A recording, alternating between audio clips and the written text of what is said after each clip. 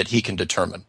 2, there is no Coriolis effect taken into account with the ranged weapon systems he has been working with over the years. 3, the navigation systems currently being used by the United States Navy on the high seas, when you compare them to basic trigonometry, and he'll break it down for you, seem to be completely wrong. And there's many other points besides that, and wow, I'm just blown away that he is here. Robert, are you there with us? I was in the same crowd as everybody else at one point, where I was kind of, the naysayer, like, oh, let me go ahead and show them all these quote unquote proofs that I have that makes them crazy. And So you started as a debunker like everybody else.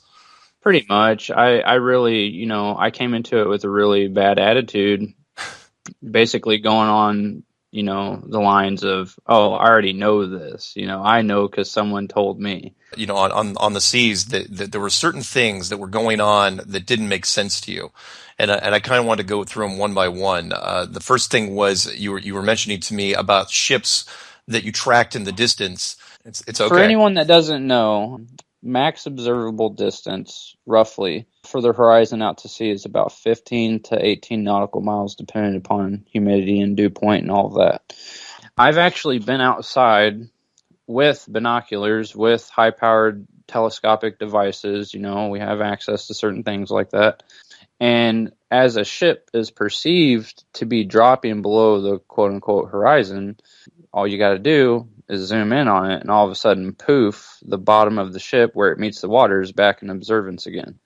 And this doesn't add up, because at 15 nautical miles, there's several feet to be dropped around a curved Earth. Yeah. So it just doesn't add up at all. Our fire control radar, we actually use a 2-degree pencil beam.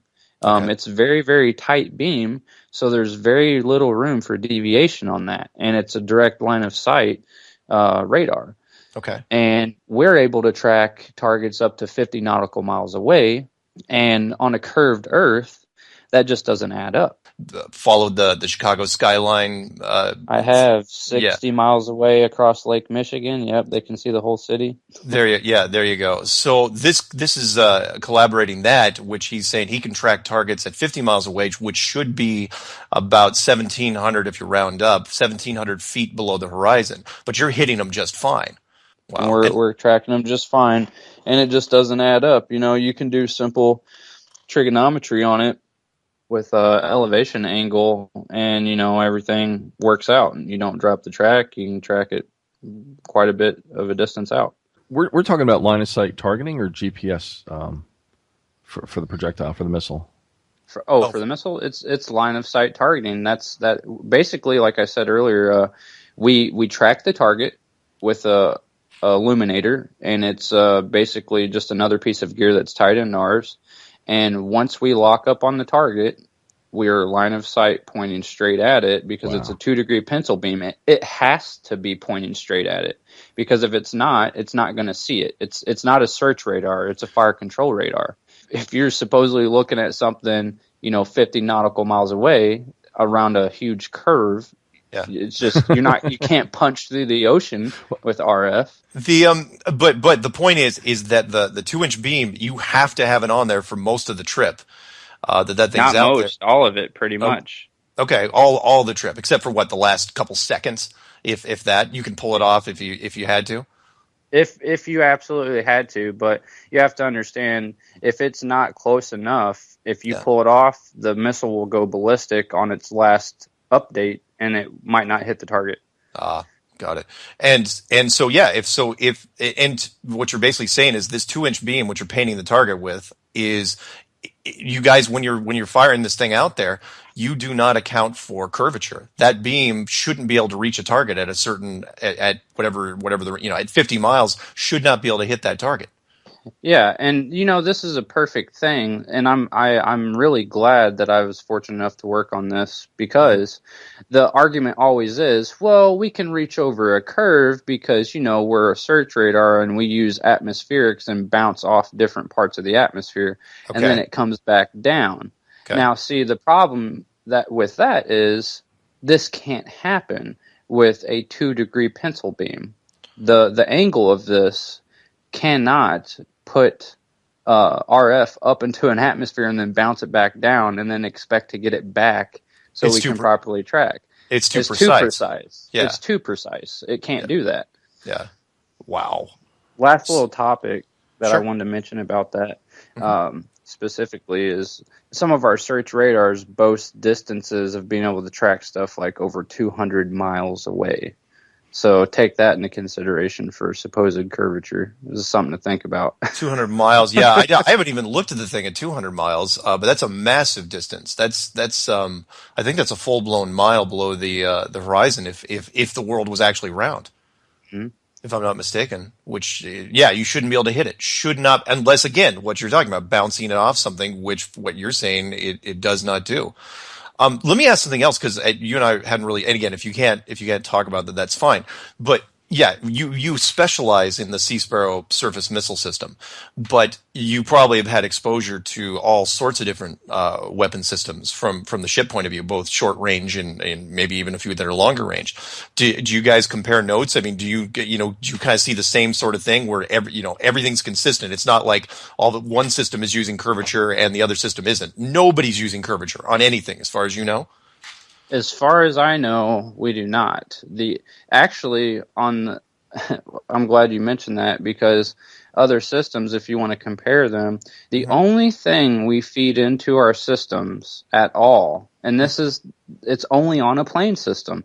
We have this piece of equipment, and I'm sure quite a few people are familiar with this, but we use gyros, right? Okay. Yeah. And these gyros are powered on our ship, and basically they stay stationary once they're spooled up, and we have to power them up before we get underway. Yeah. And this information from this gyro is fed into all of our radar systems and all of our weapon systems, and all they account for is the pitch and roll of our ship. So we can account and send that information to, compensate. Like if our ship takes a huge roll, it compensates our weapon system to aim higher, if need be. And if you look at the coordinate system for that, there's no curvature in that at all. It's just a plain model. That's great. So basically what he's saying there, folks, in case you've missed anything yet, is that there are no weapon systems currently in the U.S. Navy that are using curvature, or the Coriolis effect. It's something we've suspected for a little while now, but nobody's actually said it. I was going to ask you, because you were talking about earlier about the optics that you have, from binoculars to, I guess, specialized equipment that only the military has. I was wondering, can you see at a greater distance at night than daytime? And the reason I ask you this is because basically our human eye only sees what's reflected or refracted off of objects, right? Can you basically see further at night, whether it's other ships or other objects? I'll put it to you this way: on my tour on board that ship, I stood a few different watches. I can't go into detail with what they were. We electronically could see different ships that were like 20, 25, 30 nautical miles away. And I've been outside and I've seen with infrared cameras, where there's no haze, none of that stuff. I've literally seen ships 25, 27 nautical miles away. Wow. And infrared, that's not something, that's not mirage material there. I looked out in that distance. I went outside and I could see it, and I was amazed. Not like in the essence of, all of a sudden I thought we were on a flat world, because I didn't think that way at the time. Yeah. But I was amazed in the fact that we were always pounded in the head with, the horizon's only 15 to 18 nautical miles, over and over and over again. And that's what we were always force fed. So it was it's in our training. So it was this nagging thing in the back of your head going, wait, I can only see 15 to 18 nautical miles, but I'm seeing a ship at 27. Yeah. Almost double, and I can see it, and I'm seeing it with infrared, which means it's actually there.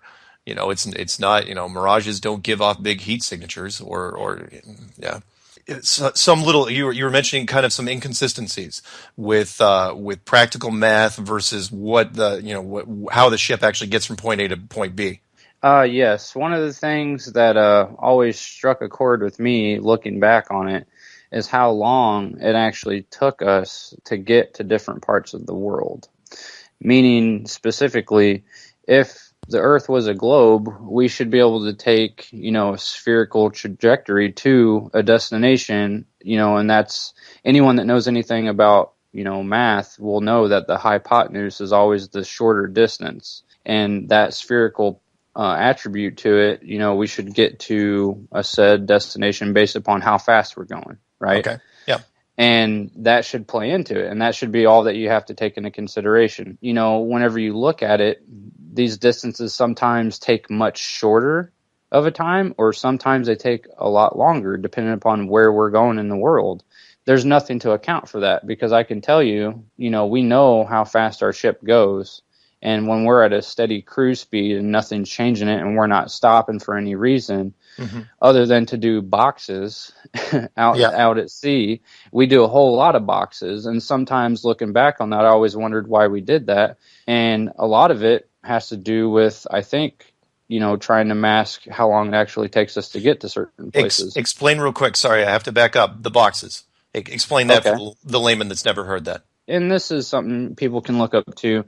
We basically, depending upon where our area of responsibility is, wherever in the world, we'll just kind of sit in an area and just do boxes out in the sea. Like, we'll just do circles, like over and over and over again. Wow. Okay. But you're saying that sometimes you suspect that sometimes when you guys are just going in circles, it's because you want to kind of mask the fact that the destination is going to be off. Yes, I honestly, looking back on that, that's what I surmise. And, I'm not trying to get into the speculation side of it. I'm trying to bring forth truths. Sure. And that is my speculation, I'll be fair. But it makes perfect sense when you actually think about it, because when you look at it and compare it to other evidence like southern hemispherical travel by airplane, stuff like that, like you said, how they just fall off the face of the world pretty much. Yeah. Pun intended. Yeah. It adds up, If you look at it and you compare facts with facts, it makes perfect sense. There's not a whole lot of room to account for that, because when we're cruising and we got a mission to do, we're cruising. We're not lollygagging around. We're staying full speed. Yeah. And based upon the distance, and I've mapped it out before. Thanks for watching. Subscribe and comment.